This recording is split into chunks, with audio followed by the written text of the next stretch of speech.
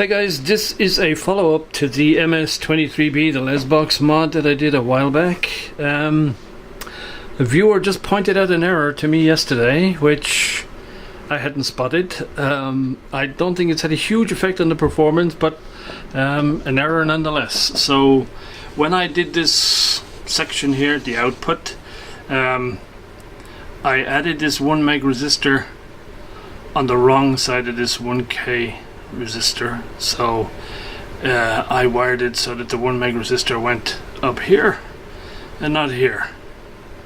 And so if you like, instead of being wired like this, I wired it like that. So gotta change it. And so it's a little bit like Swiss watch work here because it's not really feasible to take this board out anymore. And so what I had to do here was to remove this phono socket completely and get the wire out of the way, so I could make the mod to the one at the back, and then replace the phono socket and rewire the one that's nearest. So all done. While I have this thing open, I had another couple of questions on whether the original of this is really a hybrid or it's full tube, and it really is hybrid. Just so you can see, here are the 3 lugs where the transistor went in one channel, and in the other channel they're actually directly underneath this wiring here. But yes, the original was for sure hybrid. Right, I'm going to put this back in and we're going to listen to some vinyl and have some fun.